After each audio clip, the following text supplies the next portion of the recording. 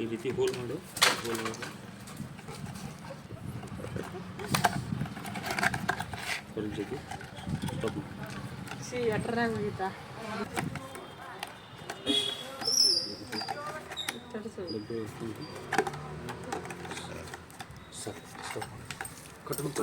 Friends, ಬ್ಯಾಸ್ಗೆ ನೀವೆಲ್ಲರೂ ಹೋದಲ್ಲಿ ಇಂಥಲ್ಲಿ ಒಂದು ಬಾಟ್ಲಿ ಸಿಗ್ತೈತಿ.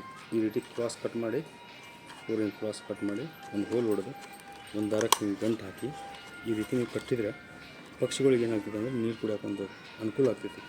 ಪಾಪ ಯಾಕಂದ್ರೆ ನೀರು ಸಿಗೋದಿಲ್ಲ ಈ ಸದ್ಯ ಬ್ಯಾಸ್ಗೆ ತುಂಬ ಸಿಕ್ಕಾಪಟ್ಟೆ ಬ್ಯಾಸ್ಗೆ.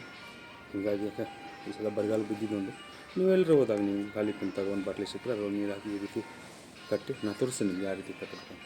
ದಯವಿಟ್ಟು ಇದೊಂದು ವಿಡಿಯೋ ನೋಡಿ ಎಲ್ಲರಿಗೂ ಶೇರ್ ಮಾಡಿರಿ.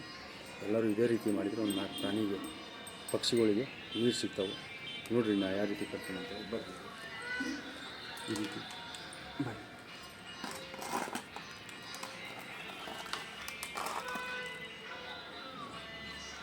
ಈ ರೀತಿ ಮಾಡಿ